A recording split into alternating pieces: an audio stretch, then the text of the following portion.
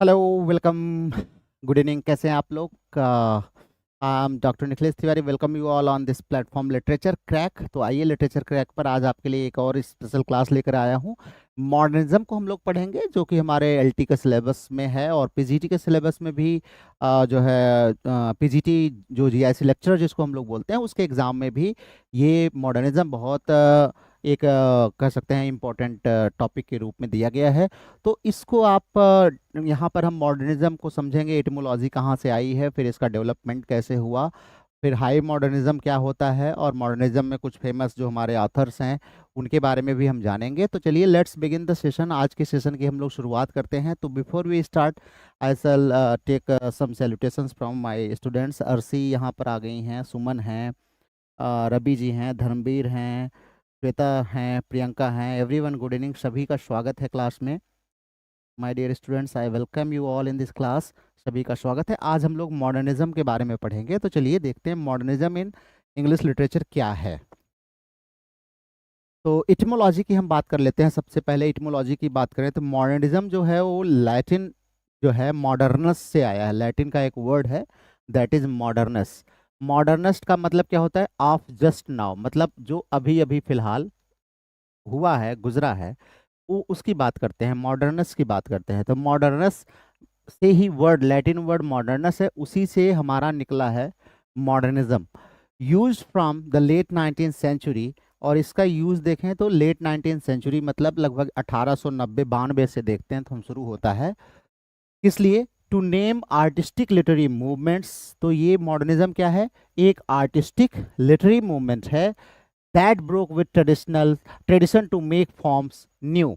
जिसने क्या किया, जो पुराने ट्रेडिशंस है उनसे ब्रेक अवे किया और फॉर्म्स न्यू, नई चीजें बनाई, रिफ्लेक्टिंग मॉडर्न लाइफ्स फ्रेगमेंटेशन। और इसने क्या किया, नई चीजों में क्या शामिल किया, इसने मॉडर्न लाइफ के फ्रेगमेंटेशन, मतलब जो हम फ्रेगमेंटेड हैं, बटे हुए हैं, हमारी स्पीड के, अर्बैनिटी एंड क्राइसिस को इन्होंने क्या किया, रिफ्लेक्ट किया है। तो एक नए फॉर्म को इजाद किया, नया फॉर्म बनाया, मेक फॉर्म्स न्यू, फॉर्म को नया बनाया इन लोगों ने। और इसमें जो थीम थी वो मॉडर्न कॉम्प्लेक्सिटीज को, मॉडर्न फ्रस्ट्रेशन को, मॉडर्न फ्रेगमेंटेशन को, स्पीड को, अर्बैनिटी को और क्राइसिस को इन्होंने शामिल किया है।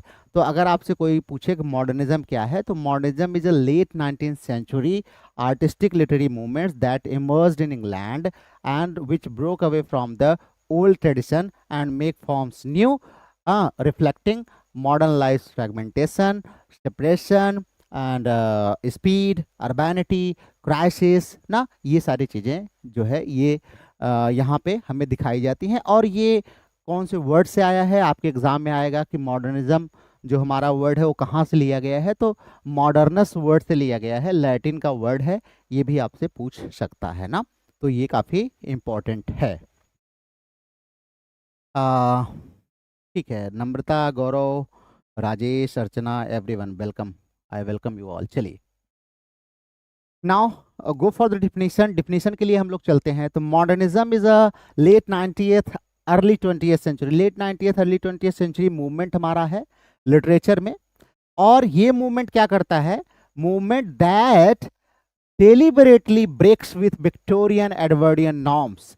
ये क्या करता है, जो इसके पहले जो हमारा विक्टोरियन ट्रेडिशन था ना, उससे डेलिबरेटली जानबूझकर ब्रेक अवे कर लेता है, उससे ब्रेक कर लेता है to renew literary form and perceptions. और ये जानबूझ करके ब्रेक करके नए लिटरेरी फॉर्म्स को क्या करता है, रिवाइव करता है, रिन्यू करता है लिटरेरी फॉर्म्स को। और परसेप्शंस मतलब जो हमारे लिटरेचर के परसेप्शंस रहे हैं उनको भी नए तरीके से प्रेजेंट करता है। तो मॉडर्निज्म जो है late 90th and early 20th century का एक आर्टिस्टिक लिटरेरी मूवमेंट है, जो कि डिलिबरेटली विक्टोरियन और एडवर्डियन जो हमारा ट्रेडिशन ऑफ राइटिंग पोएट्री है या जो परसेप्शन ऑफ पोएट्री है उससे ब्रेक अवे करता है और नए फॉर्म को, नए परसेप्शन को अडॉप्ट करता है। It foregrounds experiment in language. और ये एक्सपेरिमेंट करता कहाँ पर है? अगर देखें तो इसका फोरग्राउंडिंग क्या है, तो ये है लैंग्वेज एंड स्ट्रक्चर। खास करके अगर हम देखें तो development of stream of consciousness technique, specially in novels. अगर हम बात करें तो पोएट्री में भी देखने को मिलती है, नॉवेल्स में बहुत ज़्यादा स्ट्रीम ऑफ कॉन्शसनेस है।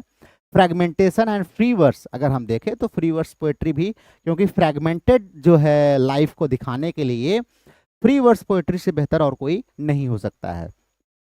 एक्सप्लोर सब्जेक्टिविटी एंड टाइम अगर बात करें तो ये सब्जेक्टिविटी को एक्सप्लोर करती है ना, क्योंकि कॉम्प्लेक्सिटीज में जब आप जाएंगे, स्ट्रीम्स में आप जाएंगे, अंदर घुसेंगे तो सब्जेक्टिव आप होते चले जाएंगे। एंड टाइम को एक्सप्लोर करती है। And response to technological changes, और जो भी टेक्नोलॉजिकल चेंजेस हमारे समाज में हो रहे हैं उसको भी ये दिखाती है। अर्बन मॉडर्निटी को दिखाती है। And the shocks of war, खास करके हमारा जो फर्स्ट वर्ल्ड वॉर है उसके शॉक्स को अगर हम देखें तो खूब दिखाई देता है। इसीलिए हम देखें तो फर्स्ट वर्ल्ड वॉर हमारा 1918 में जब ये एंड होता है, 1914 से हमारा फर्स्ट वर्ल्ड वॉर चलता है, 1914 से 1918 तक। तो देखें तो मॉडर्निज्म जो है हमारा ये पीक पर पहुंचता है 1918 के बाद, और 1922 तक आते आते देखते हैं तो मॉडर्निज्म एकदम टॉप पर है। इसीलिए ये ईयर जो है ईयर ऑफ हाई मॉडर्निज्म कहा जाता है। 1922 का जो ईयर है ये ईयर ऑफ हाई मॉडर्निज्म कहा जाता है। अमित जी आ गए हैं, चलिए गुड इवनिंग, स्वागत है। टाइमलाइन की अगर हम बात करें ब्रॉडली इंग्लिश में जो हमारा कह सकते हैं मॉडर्निज्म है, अगर उसकी ब्रॉड टाइमलाइन की अगर हम बात करते हैं तो 1890 से 1945 ना, end of the second world war तक अगर हम देखें तो मॉडर्निज्म हमारा माना जाता है। उसके बाद पोस्ट मॉडर्निज्म शुरू हो जाता है।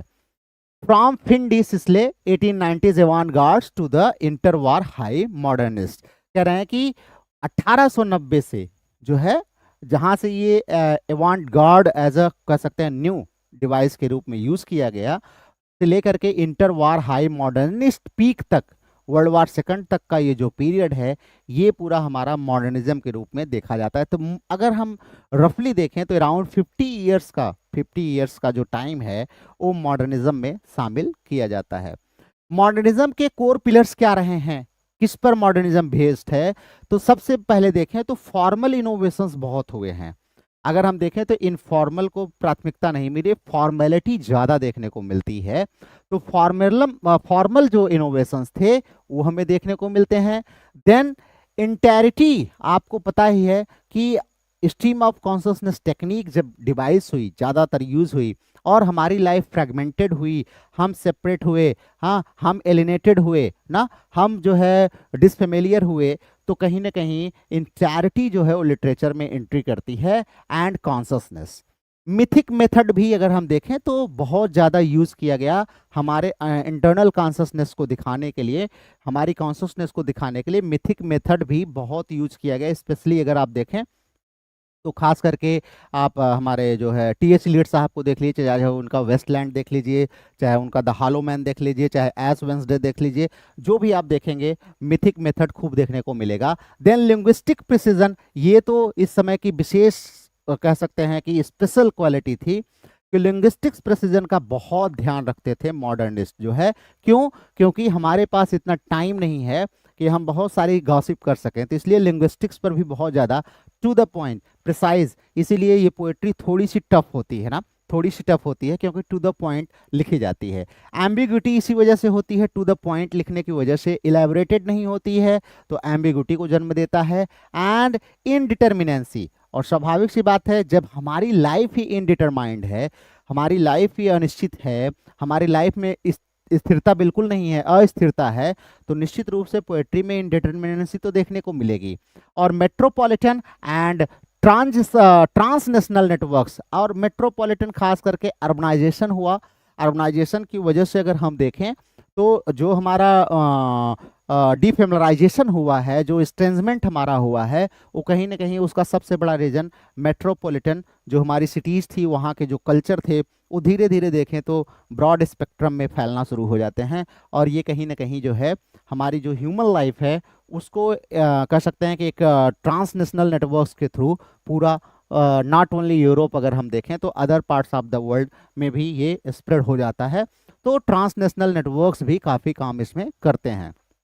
And a critical stance toward inherited moral and aesthetic codes, और कह रहे हैं कि जो हमारे ट्रेडिशंस के थ्रू हमें मॉरल्स मिले हैं, इनहेरिट किया है जिसको हम लोगों ने, या जो एस्थेटिक कोड्स वैल्यूज को हमने इनहेरिट किया है, उस पर भी इन लोगों ने बड़ा क्रिटिकल स्टांस लिया। मतलब क्रिटिकली अगर देखें तो उसको बहुत एनालिसिस किया है इन लोगों ने, और एक प्रकार से कह सकते हैं क्रिटिकली जो है डिफेम भी करने की कोशिश मॉडर्निस्ट ने की है। मतलब वो जो हमारा ट्रेडिशनल वैल्यूज और मॉरल्स हैं उसमें बहुत ज़्यादा विश्वास नहीं रखते हैं। देन हम बात करते हैं ऑरिजिन्स एंड स्प्रेड की बात करते हैं। तो अगर हम देखें मॉडर्निस्ट, तो इंग्लैंड में अगर हम बात करें तो इंटेलेक्चुअल और आर्टिस्टिक रूट्स की अगर हम बात करें तो इंग्लैंड में दो मूवमेंट हम पीछे भी जिक्र कर चुके हैं। डिकाडेंट मूवमेंट जो कि हमारा 1890s के आसपास चल रहा था, और सिंबॉलिज्म। ये दो मूवमेंट हमारे हैं अगर हम देखें तो यहाँ पे हमें मॉडर्निज्म का रूट देखने को मिलता है। स्पेशली अगर हम बात करें फिर तो इम्प्रेशनिज्म एंड पोस्ट इम्प्रेशनिज्म में भी हमें मॉडर्निस्ट का रूट मिलता है। हम पीछे भी आपको बता चुके हैं कि हमारा एब्सर्डिज्म हो गया, मॉडर्निज्म हो गया, इन सब के रूट्स आपको इम्प्रेशनिज्म और एक्सप्रेशनिज्म में मिलेंगे। अभी पीछे हमने आपको एक्सप्रेशनिज्म पढ़ाया हुआ है, इम्प्रेशनिज्म आपको पढ़ा देंगे। उसके बाद फ्यूचरिज्म और इमेजिज्म और ओर्टिसिज्म, क्यूबिज्म एंड सरिलिज्म, जो क्रॉस आर्ट इन्फ्लुएंस था, इसका पूरा इन सब में अगर देखें तो मॉडर्निज्म के रूट्स हमें देखने को मिलते हैं। मतलब ये तो या मॉडर्निज्म से पैदा हुए हैं या इन्होंने मॉडर्निज्म को पैदा किया है, तो दे आर इंटर रिलेटेड। ये एक दूसरे से क्रॉस आर्ट्स इन्फ्लुएंस जो है शो करते हैं। फिलॉसफी और साइकोलॉजी में अगर हम बात करें, फिलॉसफी और साइकोलॉजी में बात करें तो भाई इस समय हमारे फ्रेडरिक निसे, आप सब लोग जानते होंगे निसे जो है, जिनको सबसे बड़ा जो है एथीस्ट माना जाता था निसे ना, जो कहते हैं कि भगवान जो है वो मृत है ना, गॉड इज डेड कहते हैं। तो निसे की जो जीनियोलॉजी ऑफ मॉरल्स है, जो ये मॉरल्स की जीनियोलॉजी को डिफाइन करते हैं, ये भी अगर हम देखें तो यहाँ भी मॉडर्निज्म का रूट हमें देखने को मिलता है। जहाँ से अगर हम देखें तो हमारे जो ओल्ड मॉरल्स वैल्यूज़ और जो हमारे थियोलॉजिकल वैल्यूज़ थे, उनको बड़ा शौक लगा है ना, बहुत शौक लगा है। तो जीनियोलॉजी ऑफ मॉरल्स। उसके बाद हेनरी बर्गसन अगर आप देखें तो इनका जो ड्यूरेशन है ये जो बात करते हैं, और फ्रायड एंड जंग की थ्योरी आ जाती है। आप सब लोग जानते होंगे कि कॉन्शस अनकॉन्शस की थ्योरी आ गई, जिसने बहुत सारे कॉन्सेप्ट को चेंज ही कर दिया ना। तो ये और फिनोमेनोलॉजी जो है, इन सब में भी अगर हम देखें तो हमारे मॉडर्निज्म का रूट देखने को मिलता है। मतलब यहाँ से अगर देखें तो मॉडर्निज्म प्रभावित था, या इन सब से भी निकल करके मॉडर्निज्म आया था। मॉडर्निज्म अगर हम देखें तो इन सब का प्रोडक्ट है ना, बाय प्रोडक्ट है। हिस्टोरिकल शॉक्स की बात करें, ऐसा कौन सा हिस्टोरिकल शॉक्स था, तो वर्ल्ड वॉर फर्स्ट। आपको सबको पता है कि 1914 से 18 तक जब वर्ल्ड वॉर फर्स्ट हुआ तो इसने डिसइल्यूजनमेंट को पैदा किया ना। तो वर्ल्ड वॉर फर्स्ट का जो डिसइल्यूजनमेंट था, और अर्बन इंडस्ट्रियल जो है एक्सीलरेशन, अगर देखें तो इंडस्ट्रीज खूब बढ़ रही हैं, खास करके अर्बन एरियाज जो है बहुत तेजी से बढ़ रहे हैं, एक्सीलरेट कर रहे हैं। तो कहीं ना कहीं उसने जो है ह्यूमन वैल्यूज मॉरल कोड्स को शॉक दिया है, और अगर उस शॉक लगा तो उसी से मॉडर्निज्म का जन्म हुआ है। एम्पायर कॉलोनियल जो है इनकाउंटर्स और आयरिश इंडिपेंडेंस, ये भी एक इम्पॉर्टेंट इसी समय मॉडर्निज्म से रिलेटेड है, खास करके अर्ली 20th सेंचुरी में अगर हम देखें तो 1901 से लेकर के 1910-12 तक का जो पीरियड था, खास करके एड्स हैं, लेडी ग्रेगरी वगैरह हैं, जो कि आयरिश से इंडिपेंडेंस के लिए काफ़ी काम कर रहे थे। और वीमेंस सफरेज भी इसमें हमें दिखने को मिलता है, और टेक्नोलॉजिकल मीडिया भी देखने को मिलती है। तो यहाँ पर भी अगर हम देखें तो हमें मॉडर्निज्म के रूट्स या उसका इन्फ्लुएंस, या मॉडर्निज्म इससे इन्फ्लुएंस हमें दिखाई देता है।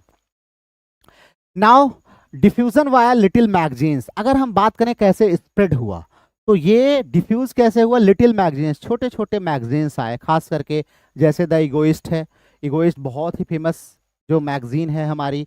उसके बाद पोएट्री ब्लास्ट ना, पोएट्री ब्लास्ट, इन सब के थ्रू भी अगर हम देखें तो हमारा जो है मॉडर्निज्म खूब स्प्रेड हुआ है।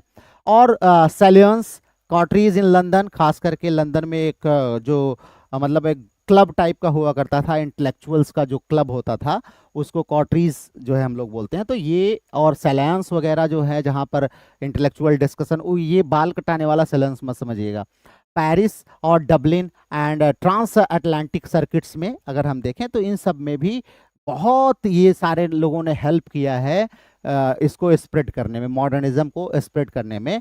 मैगजीन्स ने, सैलून्स ने, कॉटरीज ने, इन सब ने बहुत हेल्प किया है।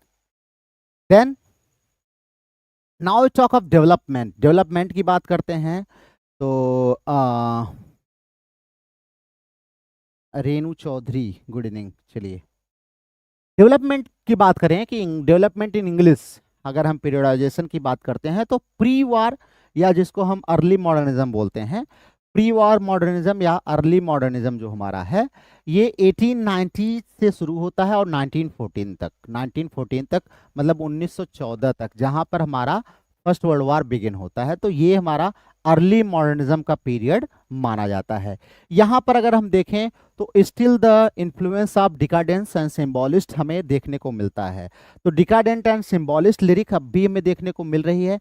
इम्प्रेशनिस्ट प्रोज भी हमें यहाँ पर देखने को मिलता है। बिगिनिंग्स ऑफ फ्री वर्स, और फ्री वर्स की शुरुआत अगर हम देखें तो यहाँ हमें देखने को मिल जाती है। एंड इंटीरियर मोनोलॉग्स अर्ली अगर हम देखें तो हमारे जॉयस हैं, जेम्स जॉयस साहब हमारे, और जोसेफ कॉनराड साहब हैं, और हार्डी की जो लेट पोएट्री हैं, और फोर्ड मेडॉक्स फोर्ड, ये सब अर्ली मॉडर्निस्ट में आते हैं। ध्यान रखिएगा, हमारे James Joyce, Joseph Conrad, Hardy की लेट जो पोएट्री हैं, और फोर्ड मेडॉक्स फोर्ड वगैरह की राइटिंग्स जो हैं वो अर्ली मॉडर्निज्म में आती हैं। और अर्ली मॉडर्निज्म की जो पोएट्री है अगर हम देखें तो it is influenced by decadent और सिंबॉलिस्ट लिरिक एंड इम्प्रेशनिस्ट प्रोज, इन सब से भी काफ़ी इन्फ्लुएंस्ड थी। तो पहला पीरियड जो हमारा है दैट इज प्री वार या अर्ली मॉडर्निज्म है। Then we have high modernism, ये बहुत इंपॉर्टेंट है। हाई मॉडर्निज्म से अक्सर एग्जाम में क्वेश्चन आता है। हाई मॉडर्निज्म क्या है? तो 1914 से 29 तक का जो पीरियड है ये हमारा हाई मॉडर्निज्म का पीरियड कहलाता है। मतलब आफ्टर देखें तो वर्ल्ड वॉर फर्स्ट जो है, यहाँ लिटरेरी फॉर्म्स में अगर हम बात करें, परसेप्शंस में, तो बड़ा तेजी से रेडिकलाइजेशन हुआ, रेडिकल एक्सपेरिमेंट्स किए गए। और इसका एग्जाम्पल आप देखिए तो यूलिसिस 1922 में आता है, वेस्टलैंड 1922 में आता है। इसीलिए हमने आपको बताया ना 1922 को peak year of high modernism माना जाता है। और वर्जीनिया वुल्फ की जो है स्ट्रीम ऑफ कॉन्शसनेस नॉवेल्स अगर आप देखें, खास करके इनका जैकब्स रूम भी 1922 में ही पब्लिश हुआ है। देन एड्स की लेट स्टाइल अगर हम बात करें विलियम बटलर एड्स साहब की, तो उनका जो लेट स्टाइल है वो भी हमारा हाई मॉडर्निज्म में आता है। और एजरा पाउंड के कैंटोज कौन भूल सकता है, और इलियट का क्रिटिसिज्म, ये सब देखें तो हमारा इस पीरियड में आता है। 1914 से 1929 के पीरियड में ये सारी चीज़ें हमें देखने को मिलेंगी। यहाँ पर बहुत सारे एक्सपेरिमेंट्स हुए, खास करके अगर आप देखें यूलिसिस में देख लीजिए, हमारा जो स्ट्रीम ऑफ कॉन्शसनेस टेक्निक है एट बेस्ट है।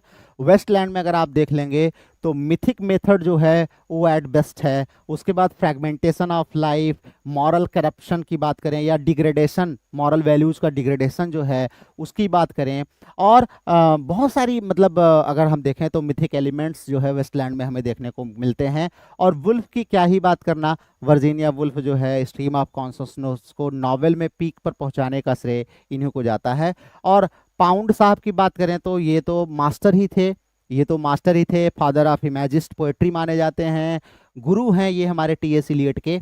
और इलियट साहब का क्रिटिसिज्म हमारा उसी में आता है। देन हमारा लेट और इंटर वॉर पीरियड जो कहलाता है, अगर हम उसकी बात करें तो inter war to world war second, तो 1930 से 45 तक का पीरियड अगर हम बात करें तो ये हमारा late inter war to world war second period माना जाता है। मतलब एक्सपेंशन और डाइवर्सिफिकेशन खूब हुआ यहाँ पर, खास करके ऑर्डन जनरेशन या जिस मूवमेंट पोएट जिसको हम लोग बोलते हैं, तो ऑर्डन का जनरेशन हमारा शुरू हुआ, लेफ्ट विंग पोएट का जनरेशन हमारा शुरू हो गया। रिफाइंस मॉडर्निस्ट टेक्निक, इन्होंने मॉडर्निस्ट टेक्निक को काफ़ी रिफाइन किया। And toward public themes, public theme की तरफ उसको लेके गए। इसमें अगर हम देखें तो हमारे बेकेट साहब हैं, या जॉयस के जो लेट राइटिंग्स हैं वो भी इसी में आते हैं। पुश फॉर्म टू मिनिमलिस्ट, यहाँ से अगर हम देखें तो मिनिमलिज्म जो है लिटरेचर में वो हमें देखने को मिलता है। मिनिमलिस्ट जो है और एक्सपेरिमेंटल स्ट्रीम्स जो है हमें यहाँ पर देखने को मिलते हैं। मतलब मिनिमलिस्ट पोएट्री लिखी जाने लगी। ठीक है, देन बात करते हैं रूलर्स एंड कल्चरल कॉन्टेक्स्ट। अगर हम बात करें खास करके reference to the countries like Britain and Ireland. अब ब्रिटेन एंड आयरलैंड में मॉडर्निज्म का अगर हम रूलर्स और कल्चरल कॉन्टेक्स्ट क्या था, अगर हम इसकी बात करते हैं तो यहाँ पे हमारे लेट विक्टोरियन से लेकर के जॉर्ज फिफ्थ और जॉर्ज सिक्स्थ का जो पीरियड है ये पूरा हमारा इंग्लैंड में कवर करता है। लेट विक्टोरियन एरा अगर हम बात करें तो क्वीन विक्टोरिया की डेथ कब हुई? 1901 में ना, 1901 में डेथ हुई। तो अगर हम देखें तो लेट विक्टोरियन, क्योंकि 1890 से हम इसको कंसीडर कर रहे हैं, तो 1890 से अगर देखें तो लेट विक्टोरियन पीरियड। और उसके बाद जॉर्ज फिफ्थ और जॉर्ज सिक्स्थ, आपको पता ही है इनका पीरियड आया George fifth and George sixth का ना। ये वही जॉर्ज फिफ्थ हैं जिनके सम्मान में आपने जनगण मन गाया था, जनगण मन अधिनायक जय है भारत भाग्य विधाता, जो आज हमारा क्या है? राष्ट्र गीत है, राष्ट्रगान। आयरिश रिवोल्यूशनरी पीरियड, और आयरिश में अगर हम देखें आयरलैंड में, तो जो आयरिश रिवोल्यूशनरी पीरियड है खास करके ईस्टर राइजिंग 1916 जो है, ये जो पोम है काफ़ी फेमस है, और इंडिपेंडेंस 1922, ये दो चीज़ें हमें देखने को मिलती हैं जो उस समय मॉडर्निज्म पीरियड में हमें ब्रिटेन और आयरलैंड के कॉन्टेक्स्ट में जाननी चाहिए। देन कॉन्टेक्स्ट की बात करें तो मैकेनाइज्ड वॉर, अगर हम देखें तो भाई बम वगैरह दुनिया भर की चीज़ें जो है अब धीरे धीरे देखें तो मशीन का वॉर खूब बढ़ता चला गया। मैकेनाइज्ड वॉर मतलब एक प्रकार से मेथोडाइज्ड वॉर भी था, कह सकते हैं कि वॉर क्रिएट किया गया। एंड द ग्रेट डिप्रेशन 1930 का डिप्रेशन कौन भूल सकता है? द ग्रेट डिप्रेशन मतलब जो महामंदी आई थी, महामंदी जो आई थी पूरे विश्व में 1930 वाली, उसको कौन भूल सकता है? वो मॉडर्निज्म का ही पीरियड है, मॉडर्निज्म में ही आई थी। और मास मीडिया अगर हम देखें तो इस समय सिनेमा रेडियो बहुत तेजी से प्रोग्रेस कर रहा था। शिफ्टिंग क्लास जेंडर रिलेशंस, और क्लास जेंडर रिलेशन भी अब तेजी से शिफ्ट हो रहे थे, और इंपीरियल क्राइसिस चल रहा था। तो ये ध्यान रखिएगा इस समय रिडक्शन जो है, जो एम्पायर का जो है एक्सपेंशन था, अब वो धीरे धीरे क्राइसिस में जा रहा था। मतलब छोटे छोटे जो राष्ट्र हैं वो इंग्लैंड के होल्ड से बाहर जा रहे थे, स्वतंत्रता की तरफ जा रहे थे। अब कौन सी चीज़ें हेल्प करती हैं मॉडर्निज्म को स्प्रेड करने में? तो पीछे हमने आपसे बात किया था कि लिटिल मैगजीन्स और स्मॉल प्रेसेस जो हैं वो हमें हेल्प करते हैं। खास करके द इगोइस्ट मैगजीन है, पोएट्री, शिकागो पोएट्री बहुत फेमस है, नेट में क्वेश्चन आता है। डायल, द डायल मैगजीन है, द क्राइटेरियन जिसके इलियट एडिटर भी रह चुके हैं, और ब्लास्ट, ये जो है ब्लास्ट, और वोटिसिज्म जिसको हम लोग बोलते हैं, और ट्रांजिशन ना। ये सारी चीज़ें हम देखें तो ये मैगजीन छोटे छोटे और स्मॉल जो प्रेसेस थे, ब्लास्ट एक प्रेस है, ये क्या करते थे? ये इन्होंने हमारे मॉडर्निज्म को काफ़ी स्प्रेड करने में मदद करी है। पैट्रनेज एंड नेटवर्क्स की बात करें, कौन पैट्रनेज कौन देता था या नेटवर्क कैसे था इसका मॉडर्निज्म का? तो हैरियट मुनरो पोएट्री में अगर हम बात करें, और मार्गरेट एंडरसन और Jane Heap the Little Review को पैट्रोनाइज करते थे। Sylvia Beach Shakespeare and Company जो है, जिसमें बाद में यूलिसिस जो है पब्लिश हुई थी 1922 में, इसी में ध्यान रखिएगा सिल्विया बीच में। तो ये जो पब्लिशर्स थे, पब्लिकेशंस थे, अगर हम बात करें तो इन लोगों ने भी काफ़ी मदद की मॉडर्निज्म को आगे बढ़ाने में। खास करके ये तीन नाम आप याद रख सकते हैं। ठीक है, देन मैनिफेस्टोज एंड क्रिटिसिज्म, बहुत सारे मैनिफेस्टोज इस समय पब्लिश हुए, मॉडर्न एंथोलॉजीज काफ़ी पब्लिश हुई। खास करके एजरा पाउंड की अ फ्यू डोंट्स, आपको क्या नहीं करने हैं उसकी बात करते हैं। हाँ, आपको क्या नहीं करना है, अ फ्यू डोंट्स।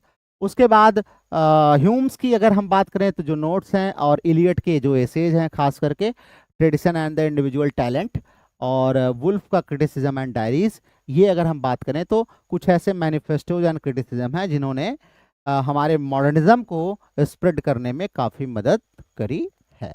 ठीक है, now just take a few responses from the students.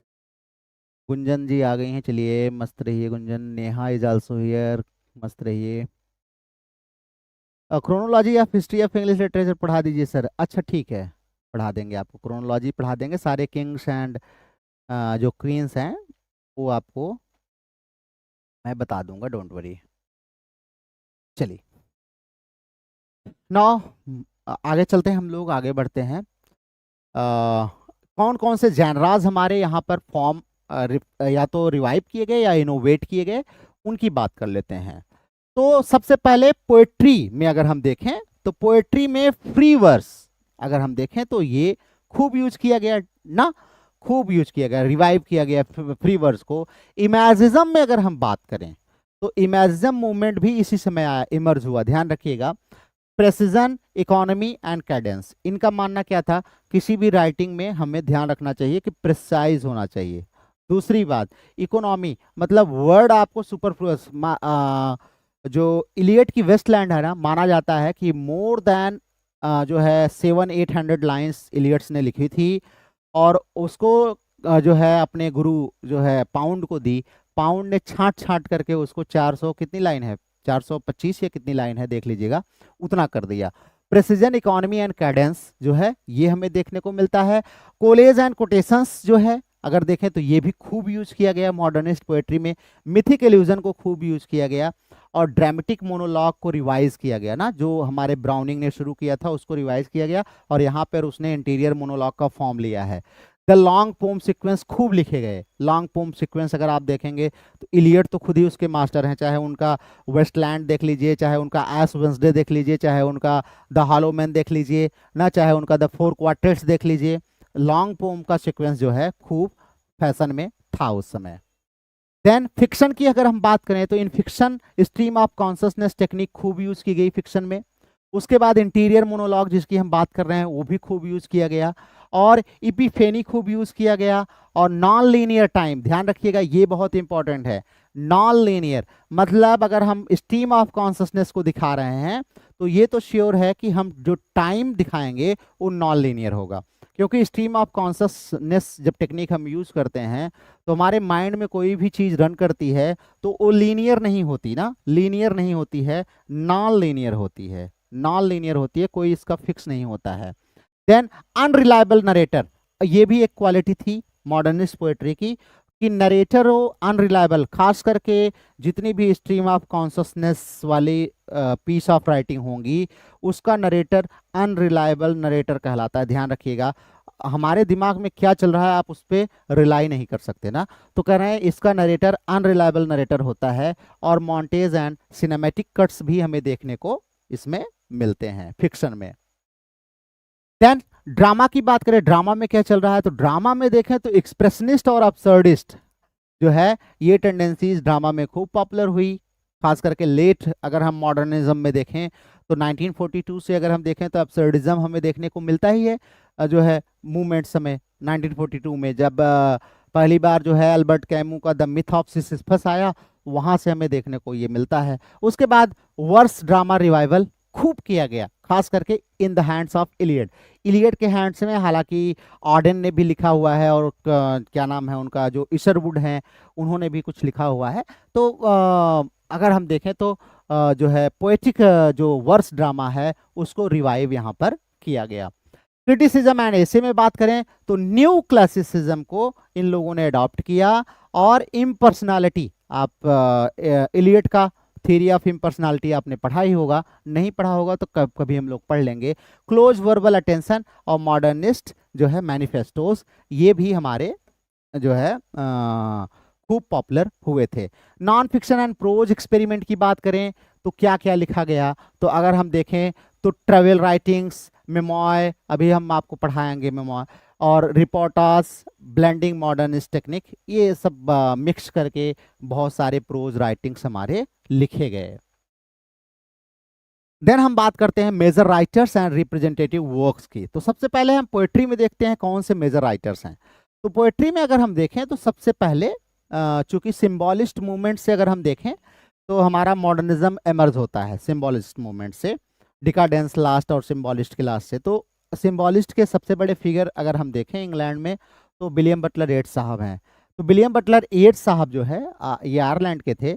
इनकी द टावर देखें तो ये पोएट्री में खूब पॉपुलर हुई है, और द वाइंडिंग स्टेयर ये भी खूब पॉपुलर हुई है, और लेट सिम्बॉलिस्ट इनके मॉडर्निस्ट जो फ्यूजन है वो सब हमारी मॉडर्निस्ट पोएट्री में आती हैं।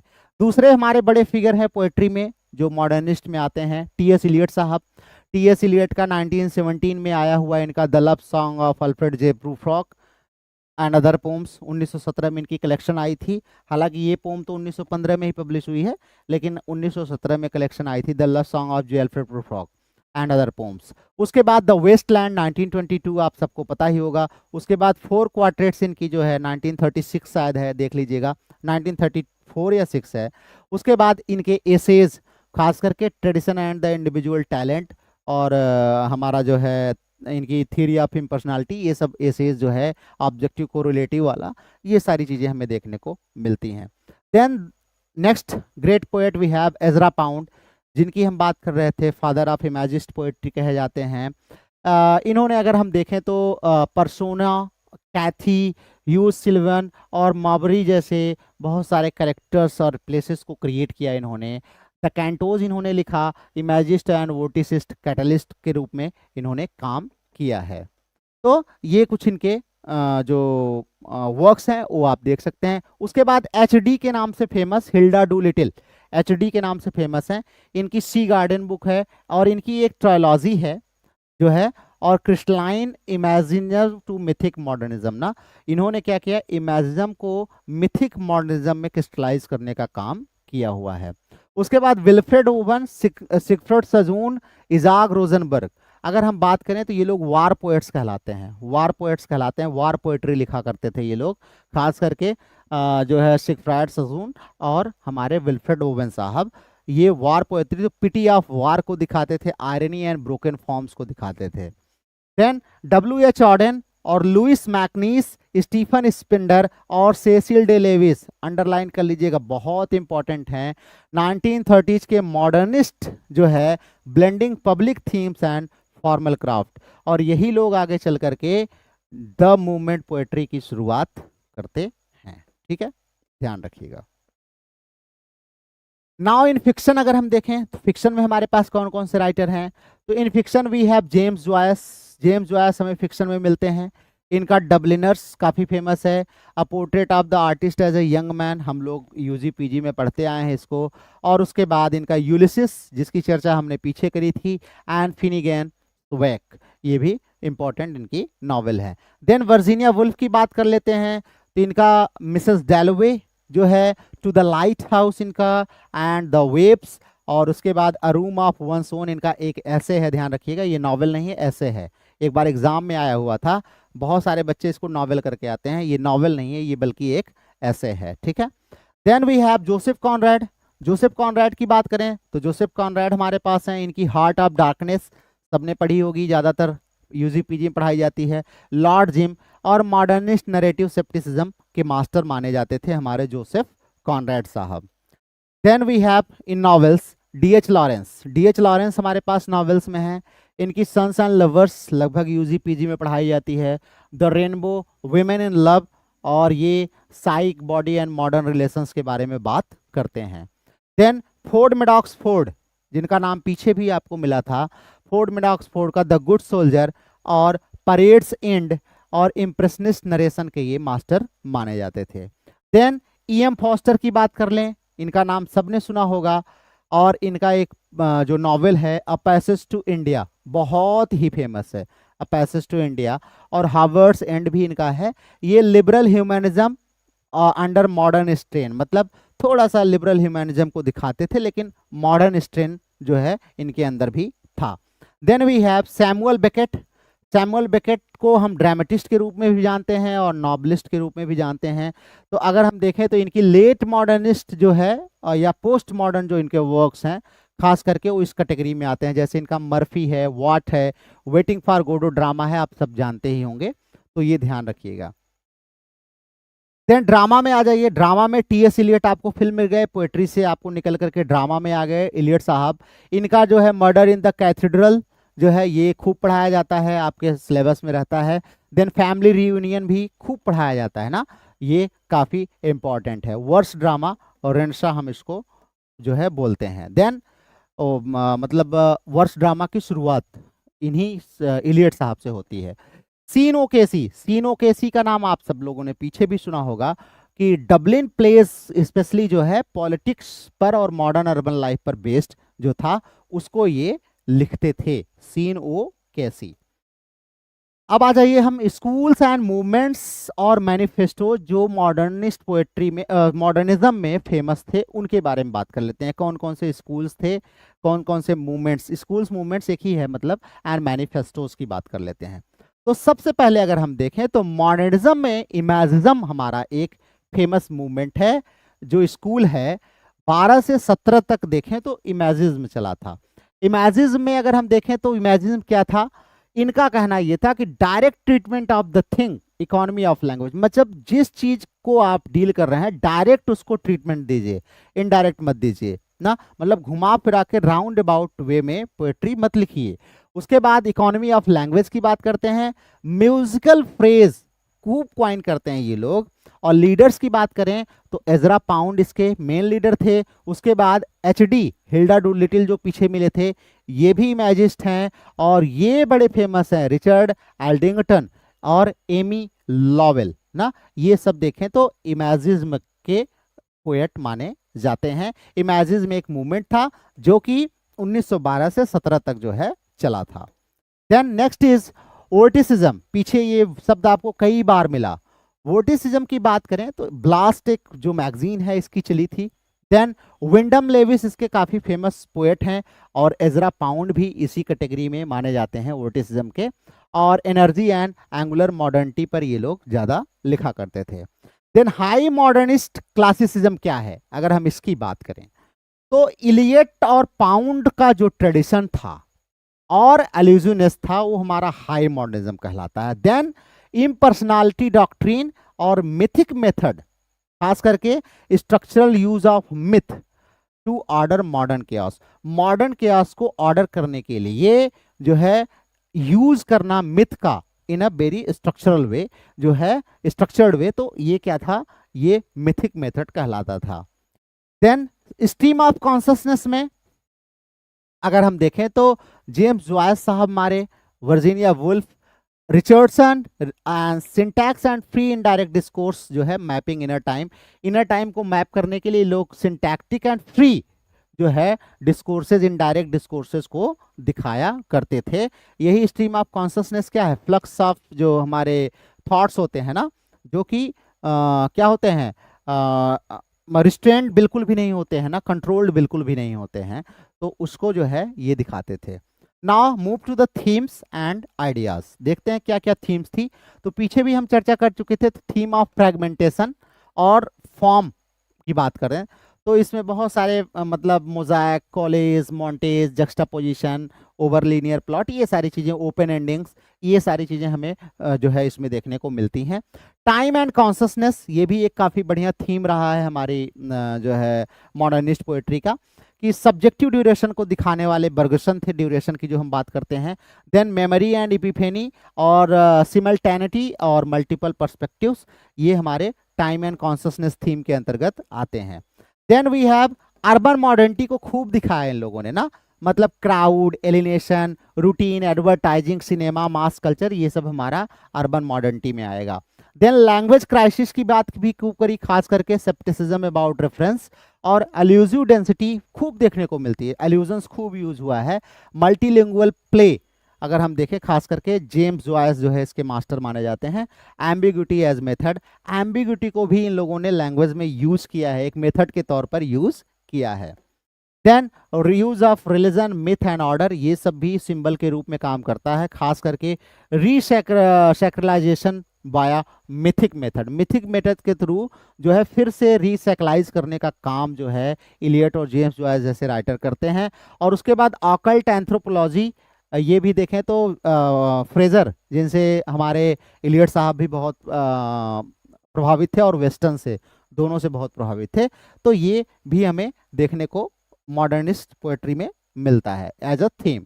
देन वार एंड डिसइल्यूजनमेंट, ये तो सबको पता है कि बहुत सारे जो टेंस एक्सपीरियंस हमारे हैं वो पोएट्री में दिखाए गए, ब्रोकन बॉडीज, वॉइसेस ना, वार के आफ्टर इफेक्ट्स, ये सारी चीजें हमें दिखाने को मिलती हैं। Then gender and the self, अगर देखें तो नए नए जो फेमिनिटीज हैं, मैस्कुलिनिटीज हैं, इनको दिखाया गया। इंटीरियर फीमेल कॉन्शसनेस को खास करके वर्जीनिया वुल्फ और जो है रिचर्डसन ने दिखाया।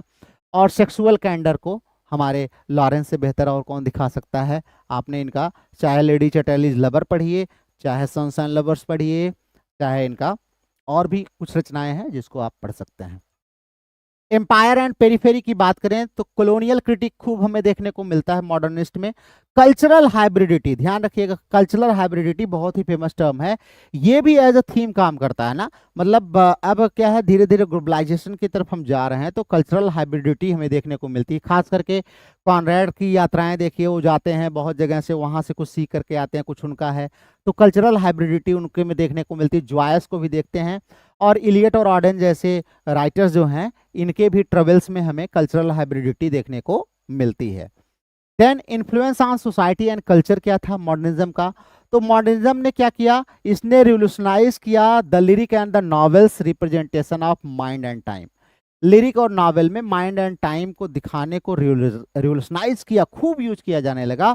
सेट टेम्पलेट्स फॉर नरेटिव इंटेरिटी, और नरेटिव इंटेरिटी जो बाद में हमें देखने को मिलती है, उसका टेम्पलेट अगर हम देखें तो मॉडर्निस्ट पोएट्री में ही देखने को मिलता है। एलिवेटेड क्रिटिकल डिस्कोर्स खूब दिखाया इन लोगों ने, खास करके क्लोज रीडिंग, एल्यूजन, इंटरटेक्सचुअलिटी, ये सब भी हमें मॉडर्निस्ट में देखने को मिलती है। और उसके बाद दे इंस्पायर्ड डिजाइन एंड टाइपोग्राफी, तो बहुत सारे experiments, cross arts, collaborations, visual arts, music, theatre, ये सब भी हमें देखने को मिलते हैं।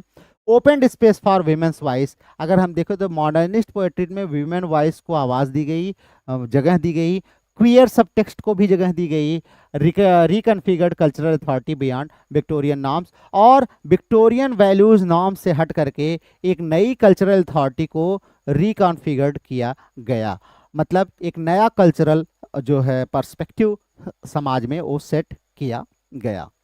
देन कंट्रीज एंड करेंट्स, कौन कौन मॉडर्निज्म से प्रभावित था, तो आयरलैंड, जहां पर ईट्स एंड जेम्स जॉयस जैसे लोग थे। Then we have USA, USA में ट्रांस अटलांटिक नेटवर्क जो था, खास करके हमारे इजरा पाउंड यूएसए के हैं।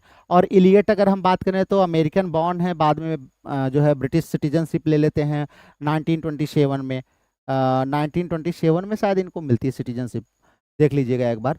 और हिल्डा डूलिटिल हमारी जो है अमेरिकन मैगजीन, ये सारी चीज़ें जो है। फ्रांस में अगर हम बात करें तो पेरिस मॉडर्निज्म हमारा जो है, उसमें अगर हम देखें तो हमारे गर्ट्रूड स्टेन हैं, अर्नेस्ट हेमिंगवे जो कि अमेरिका से जा करके क्या निकाल दिए गए थे, एक्सपैट्रिएट थे, एक्सपैट्रिएट जनरेशन के राइटर थे हेमिंगवे, ये जा करके सेटल होते हैं फ्रांस में। सरलिज्म जो है ये भी हमें फ्रांस में देखने को मिलता है। देन कॉन्टिनेंटल यूरोप में बात करें तो कॉन्टिनेंटल पूरे यूरोप में अगर हम बात करते हैं तो फ्रेंच काफ्का है हमारे, थॉमस मान हैं, मूसिल हैं, और उसके बाद मूसिल का पैरेलल मॉडर्निज्म साथ में चल रहा था।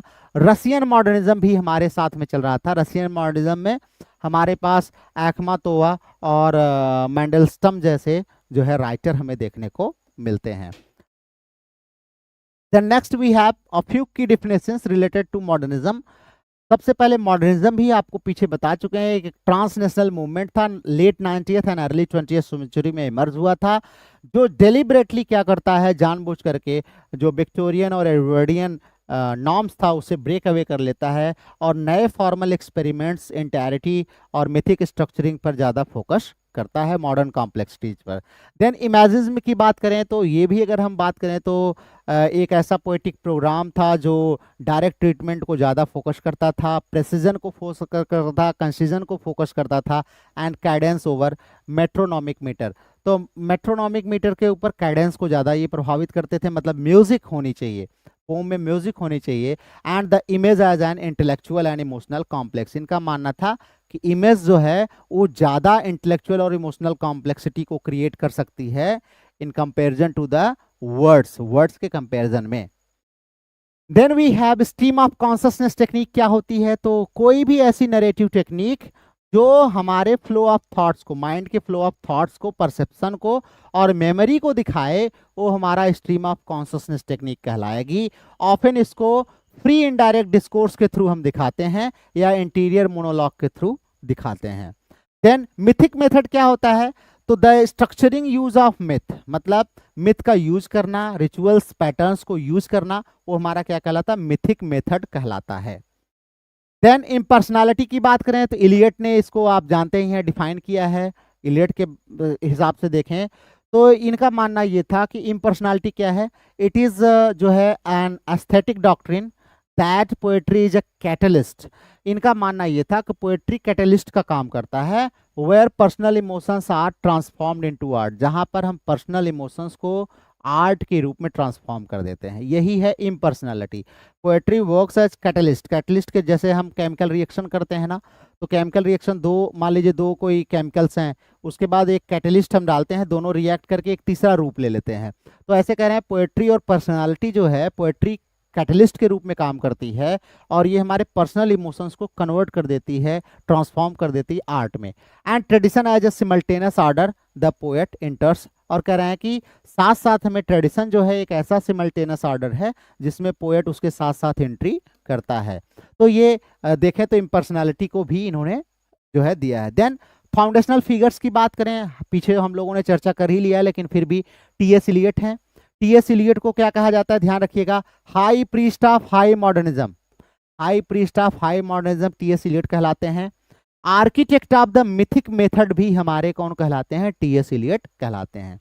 देन जेम्स जॉयस की बात करें तो master of stream of consciousness, innovator of the modernist novel, तो ध्यान रखिएगा मॉडर्निस्ट नॉवेल के इनोवेटर कहलाते हैं। Then we have Ezra Pound, तो एजरा पाउंड जो है captain of imagism, engineer of the modernist network. William Butler Yeats magus of modern symbolism और national bard of in modernist की, ठीक है। उसके बाद नेक्स्ट हमारे हैं वर्जीनिया वुल्फ। वर्जीनिया वुल्फ को क्रॉनिकलर ऑफ कॉन्शसनेस कहा जाता है, innovator of the modernist domestic epic, innovator of the modernist domestic epic. Hilda Doolittle की बात करें तो प्रीस्टेस ऑफ इमेजिज्म इनको कहा जाता है और मिथिक मॉडर्निस्ट भी हम इनको बोलते हैं। Then W.H. ऑर्डन की बात करें तो ये बहुत इंपॉर्टेंट है, लॉरेट ऑफ द 30s कहलाते हैं, laureate of the 30s and public poet of the modern angst, बहुत ही इंपॉर्टेंट है, ध्यान रखिएगा ऑर्डन का। देन जोसेफ कॉनराड की बात करें तो Conrad is known as the navigator of moral darkness और proto modernist of impressionist prose, Joseph Conrad हमारे कहलाते हैं। Then D.H. लॉरेंस हमारे प्रॉफिट ऑफ द बॉडी कहलाते हैं, एनालिस्ट ऑफ मॉडर्न रिलेशंस कहलाते हैं हमारे D.H. लॉरेंस। तो ये कुछ इंपॉर्टेंट फिगर्स हैं हमारे मॉडर्निस्ट जो है मॉडर्निज्म के। कुछ फ्यू फैक्ट्स है जो आपको रिमेंबर रखना चाहिए, जैसे एनस मिराबिलस जो पीरियड है 1922 को कहा जाता है एनस मिराबिलस मॉडर्निज्म में। इसमें देखें तो जॉयस की यूलिसिस, इलियट की द वेस्टलैंड पब्लिश हुई है और जैकब्स रूम भी इसी समय पब्लिश हुई है। इमेजिस्टिनेट्स क्या हैं, इमेजिस्ट के जो सिद्धांत थे वो क्या थे, तो डायरेक्ट ट्रीटमेंट होना चाहिए, नो सुपरफ्लुअस वर्ड, कोई बेकार का शब्द मत यूज करिए, म्यूजिकल फ्रेज कैडेंस होना चाहिए, यही इनके टीनेट्स थे।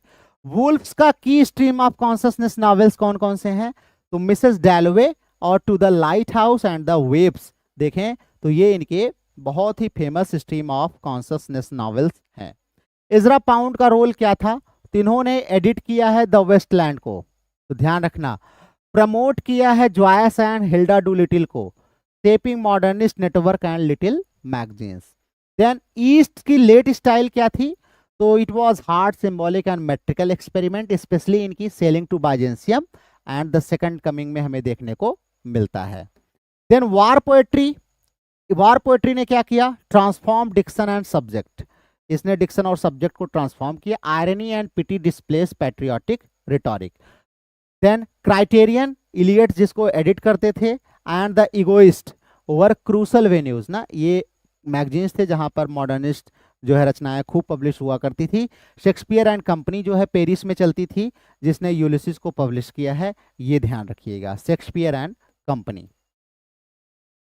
क्विक ग्लॉसरी देख लेते हैं। फ्री वर्स आपको सबको पहले ही बता चुके हैं कि verse without fixed rhyme and meter जो है वो फ्री वर्स कहलाती है, इसमें काफ़ी कैडेंस ड्रिवन लेनेशन होता है। कॉलेज एंड एल्यूजन की बात करें तो जब हम असेंबलीज ऑफ डिस्परेट वॉइसेस को दिखाते हैं, टेक्स्ट को दिखाते हैं, तो वही एल्यूजन कहलाता है हमारा। कोटेशन एज स्ट्रक्चर यहाँ पर हमें देखने को मिलता है। इपिफेनी क्या है? तो जब हम सडन स्पिरिचुअल मैनिफेस्टेशन करते हैं, जो है खास करके जॉयस का टर्म है, ध्यान रखिएगा, इपिफेनी जॉयस ने इसको कॉइन किया है। तो इल्यूमिनेटिंग करेक्टर, किसी करेक्टर को या टाइम को जब हमें इल्यूमिनेट करना होता है तो हम क्या करते हैं, सडन स्पिरिचुअल मैनिफेस्टेशंस को दिखाते हैं, तो वही इपिफेनी कहलाता है ना। इपिफेनी एक प्रकार से ड्रामा में जैसे फोर शैडोइंग वगैरह हुआ करता था। प्री इनडायरेक्ट डिस्कोर्स, ये क्या है? Third person narration, merging narrator and character idiom ना। इसमें एक थर्ड पर्सन नरेटर आ जाता है जो कि हमारे नरेटर और करेक्टर इडियम को मर्ज कर देता है। मॉन्टेज क्या होता है?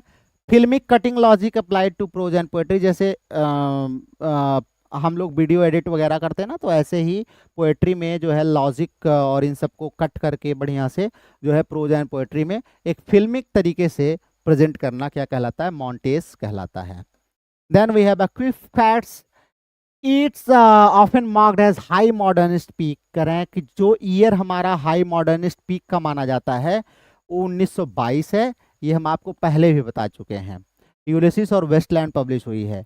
Movement advocating precision and economy in poetry, जिस मूवमेंट ने प्रेसिजन और economy of word in poetry को प्रमोट किया उसको हम इमेजिज्म बोलते हैं।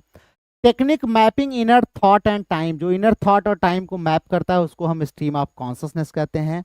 Editor who saved modernism network and Eliot's poem Ezra Pound है, और author of the Waste Land and four quartets T.S.. Eliot हैं। Novelist of Dubliners Ulysses and Finnegans Wake James Joyce हैं। Modernist innovator of consciousness in domestic space Virginia Woolf हैं। Irish modernist poet who won the Nobel laureate prize 1923, ये W.B. Yeats हैं। Then long modernist project mixing history economics and lyric, ये Pound का the Cantos है ना। बहुत ही long modernist project है जिसमें हिस्ट्री इकोनॉमिक्स लिरिक सब कुछ मैप किया गया है। तो यहाँ आकर के हमारा मॉडर्निस्ट समाप्त होता है। तो आई होप कि मॉडर्निस्ट में जितना भी मैंने आपको कंटेंट दिया है ये आपके LT and GIC lecturer examination के लिए सफिशिएंट है, पर्याप्त है। आप इसको अच्छे से तैयार करिए, एक दो बार वीडियोस को देखिएगा। कोई कंफ्यूजन होगा तो पूछिएगा, उस पर डिस्कशन आपका किया जाएगा। तो let's have video bar bar pause हो रहा है, ऐसा कैसे हो सकता है भाई? ऐसा तो नहीं होना चाहिए। फिलहाल अब क्लास आपकी ओवर है, पॉज भी हो जाए तो कोई दिक्कत नहीं है, ठीक है। तो चलिए लेट्स मीट यू अगेन, कल आपसे फिर हमारी मुलाकात होगी। तब तक आप लोग अपना ख्याल रखिए, पढ़ते रहिए मेहनत से, और कोई आपका कन्फ्यूज़न हो तो ज़रूर हमसे बताइएगा। और वीडियो जैसे क्लास एंड होती है तो वीडियो सेक्शन में जा कर के आप अपने वैल्यूएबल कमेंट्स एंड फीडबैक्स जरूर डाला करिए ना। तो चलिए आज की क्लास को यहीं पर समाप्त करते हैं, आप सभी से विदा लेंगे। कल आपसे फिर मुलाकात होगी, तब तक आप अपना ख्याल रखिए, पढ़िए। सभी को शुभ रात्रि, गुड नाइट।